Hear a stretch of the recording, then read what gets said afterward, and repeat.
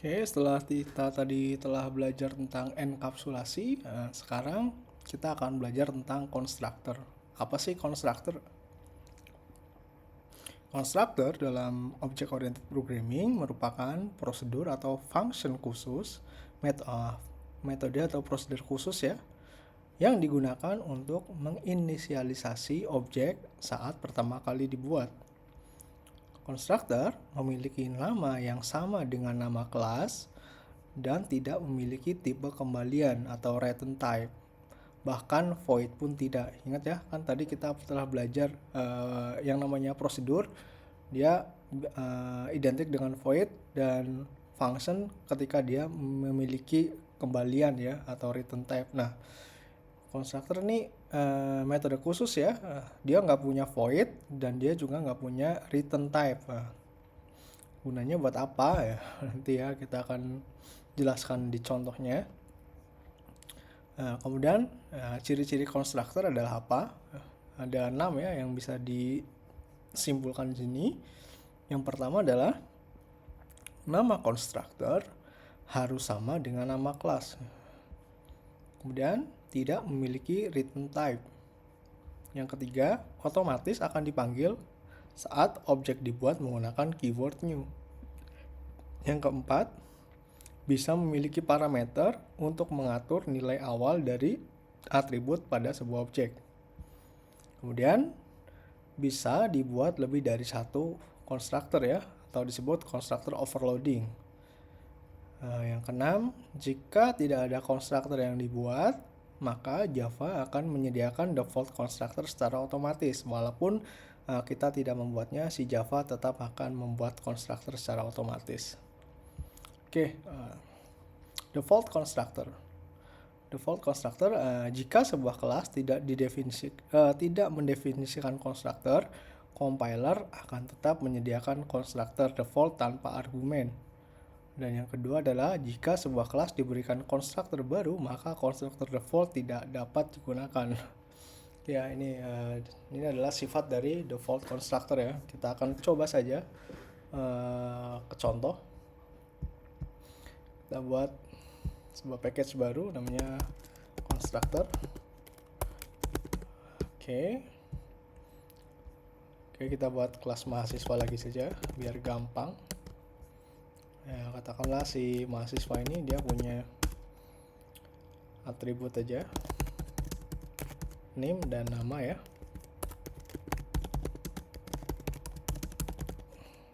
Oke. Nah,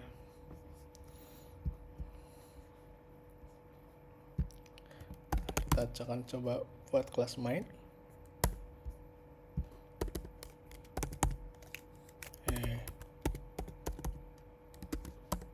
Nah, sekarang kita akan membuat objek mahasiswa ini ya.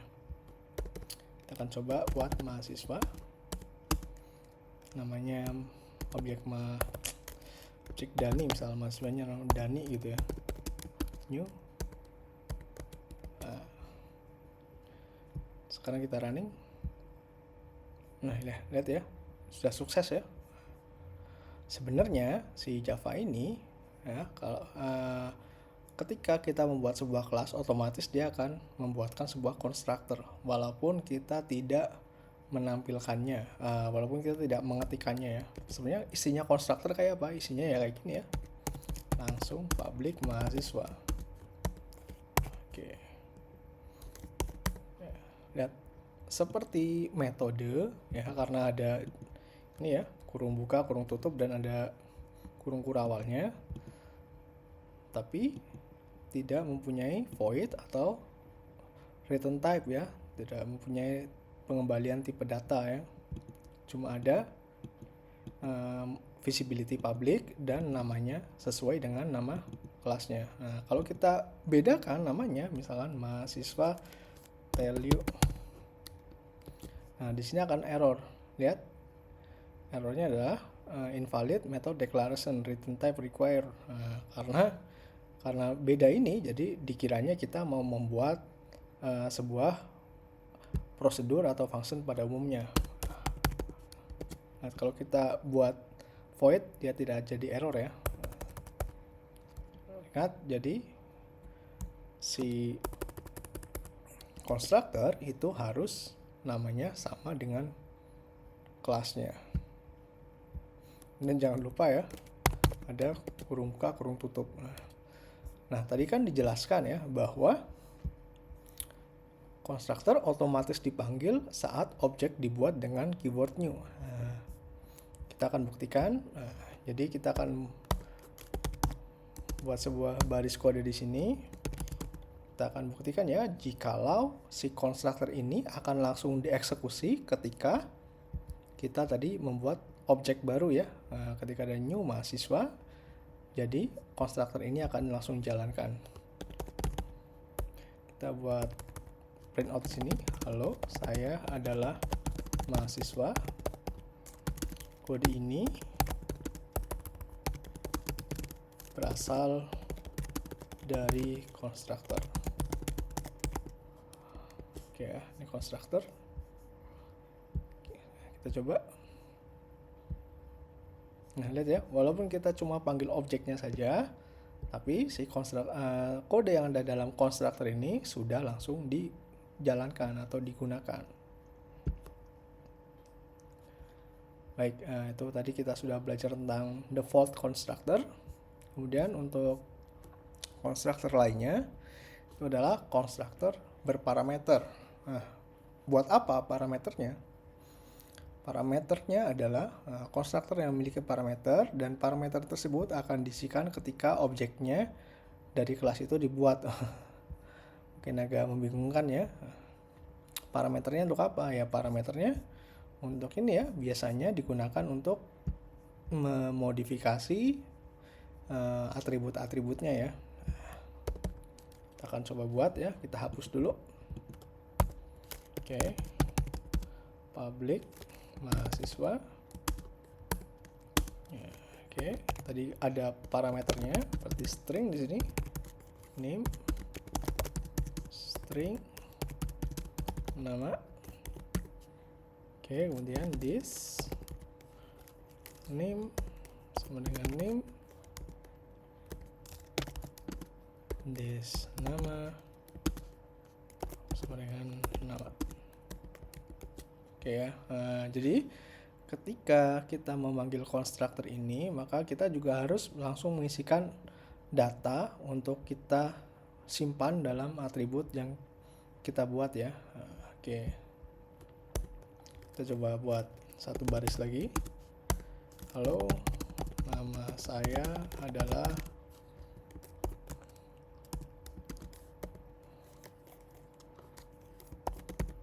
nama dan name saya name. Oke.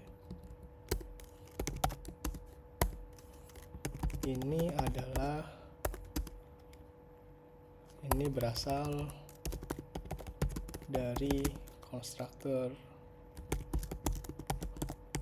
mahasiswa. Oke. Nah, kita coba. Nah, lihat di sini error ya. Nah, artinya apa? Artinya kita harus memasukkan parameternya ya. Oke, mahasiswa. Oke. Lihat di sini kita langsung ditodong ya untuk masukkan NIM-nya. NIM-nya berapa? Ya.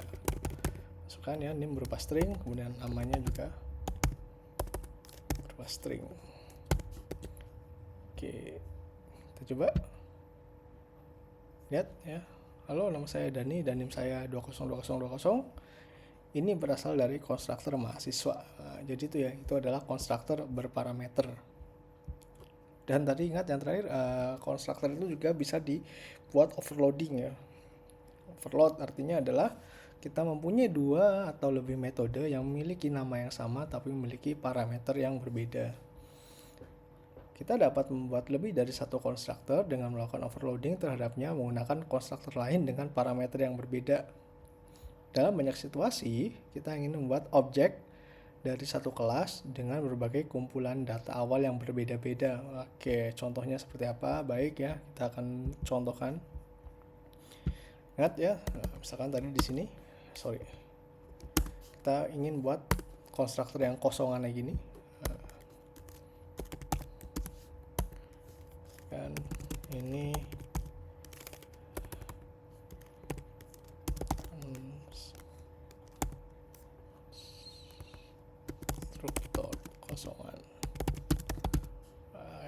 kekosongan ya, atau default ya, konstruktor default, maaf ya. Nah kemudian misalkan kita ingin ketika kita membuat objek, kita hanya ingin menginputkan hanya nim-nya saja.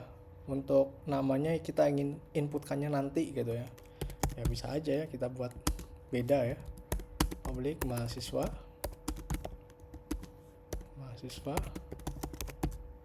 string name. Oke. This name sama dengan name. Oke, kita ini faktor dengan satu parameter. Oke, nah sekarang misalkan kita ingin punya 3 objek mahasiswa. Mahasiswa pertama adalah Dani. Nah, Dani kita ingin dia pakai konstruktor yang kosongan. Kemudian objek yang kedua adalah mahasiswanya Chandra ya. Chandra kita ingin dia punya nim aja. Oke. Sorry. Di sini mungkin kita print aja nimnya. Saya adalah mahasiswa dengan nim. Oke.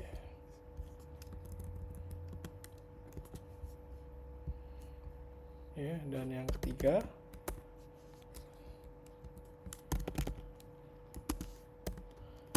maksudnya nama Dono ya, objek Dono. Dono juga seorang mahasiswa, tapi kita ingin kita langsung input namanya. Dono.